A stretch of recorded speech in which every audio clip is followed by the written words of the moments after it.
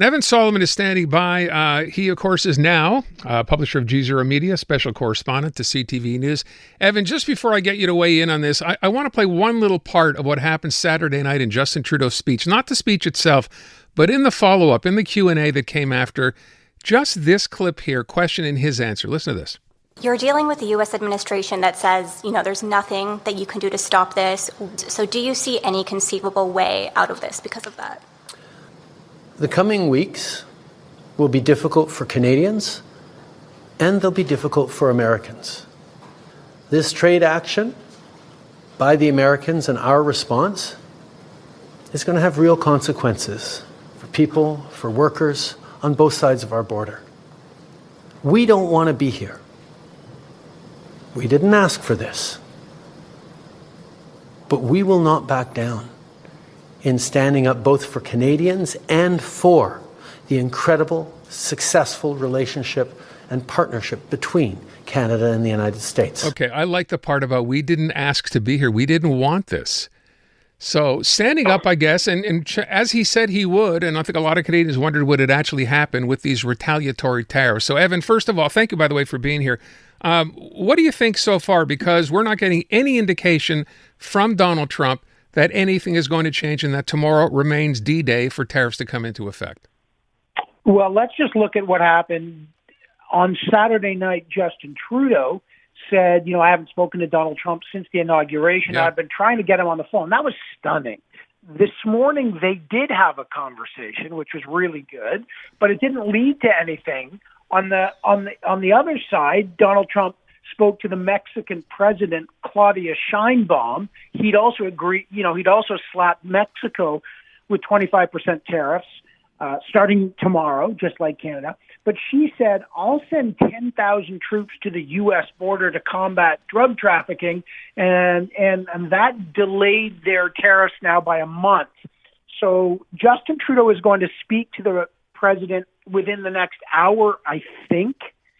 And the question is, can he get a delay? In the meantime, Donald Trump has said the only thing that can delay us is Justin Trudeau announcing that Canada is going to become the 51st state, which is, of course, a ridiculous insult. But is quickly becoming Donald Trump's, it's not a joke, it's not a taunt, it's becoming his goal. He's very open about it. Secondly, he's now brought in a new criteria. It's not just fentanyl, of which only 0.2% of the fentanyl that gets seized by the Americans comes from Canada, less than 1% of illegal immigration. But now he said, I want access to Canadian banking. Now, you can be a foreign bank in Canada. Canadians listening to this can see, hey, there's all sorts of banks, HSBC and others, that have subsidiaries in Canada, but they can't own more. An American company can't own more than 10% of a Canadian, one of the big banks. But that's new. So what will happen? Maybe Justin Trudeau says, look, we've put $1.3 billion at Christmas towards the border. We'll put another $1 billion and we'll patrol the border more, and that will give us a stay of execution. But I guess the question is, Donald Trump has no stats on his side. It's not like Canada's worse than Mexico or China. Now he's delayed Mexico and only put 10% tariffs on China. So, why is Canada being singled out? It's not fentanyl. It's not immigration. Today he's added banking and the 51st state. So maybe he just needs a win of some sort like Mexico gave him, and he'll back off for now. Yeah, as you say that, I think to myself, isn't that win the fact that Canada is spending $1.3 billion on the border, and that seems to be what's really important to him? He hasn't even acknowledged that. Is that not enough for a win here, do you think? Probably not yet. Clearly not, because that was announced in December. Maybe he needs to see troops. Maybe Justin Trudeau has to say, we're going to hit our 3% GDP for NATO within the next 2 years, and we're going to spend another $10 billion on the military. I don't know. Yeah. The problem with appeasement is it's a bottomless bucket. If you give and give and give, he will take and take and take. So you got to be really careful establishing a relationship where the president says, I want you to do this, and they become the de facto government. And then what? They kind of are governing you. So look, it's true he needs to hold up a win. He needs that. By the same token, Justin Trudeau has to try to penetrate the fact that U.S. citizens are going to be hurt and that we're fighting a trade war. And this is the thing I've been saying. We're fighting a war to win something that we already have, which is free and fair trade on an agreement, by the way, that he negotiated. You know, I will point out, and I have someone talking about this later in the show today, the idea was brought up that there are legal or could be potentially legal challenges to this decision by virtue of the fact that Donald Trump is using the Emergencies Act, if you will, to try to substantiate this. But then the argument is, well, yeah, we can go ahead and do this, but it'll take years and it'll cost us billions. It's not worth it at the end of the day.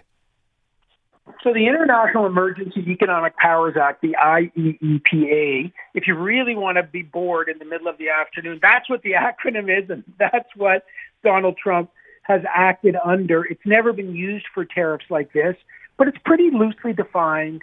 Look, is he violating the free trade agreement? Yes. Is the IEEPA a legitimate pretext? Probably it is, in the sense that it gives the president pretty broad powers to declare an emergency. But, you know, but the threat of legal challenges is real. I mean, the threat of legal challenges may have backed him off from some of the China tariffs. But I would say, you know, you've got to marshal every weapon: legal challenges, trade challenges, retaliatory tariffs, giving him a win. It's going to be some bouquet. What, in my view, you want to get off Donald Trump's radar screen. Give him some kind of win, because he's going to need to do it, and say, I did it. No one else could do it. Like he turned on the water in California after the fires. The water he turned on will have nothing to do with the LA fires, but he's declared victory on that. You got to give him something to declare victory. The Mexicans just did it. And then you hope he gets distracted by, look, he's talking about tariffs on the EU. He's just cut off funding for South Africa. He's got Elon Musk saying the USAID is a criminal organization. Like, I live in New York City, and trying to find Canadian news in the media is hard. Why? Because, you know, this is like a 5-alarm fire everywhere. So Canada's got to get out of Sauron's eye, as it were, if you're a Lord of the Rings fan, and just like lay low. But just as a final question, though, you know, you brought up the bank issue today, which up until today had never been brought up by Donald Trump. And then, of course, people look at this and go, okay, so he's moving the goalposts every day. What's it going to be next? How do we ever manage to get over this? Well, first of all, if you go back to the original renegotiation of the free trade agreement, Americans have long wanted to get into protected Canadian industries like banking and like telecom and like our dairy, like supply management. Those have been on the table. And his former trade negotiator, Robert Lighthizer, talked about that. But, you know, look, if Canadians learned something from the 2008 financial crisis, is we know that Americans have more inventive, risky, and sometimes more rewarding finance systems, but it has significantly higher volatility rates. They have mega crashes. Look, it wasn't the Canadian banking system that collapsed in 2008 that dragged us into a recession. It was the American one.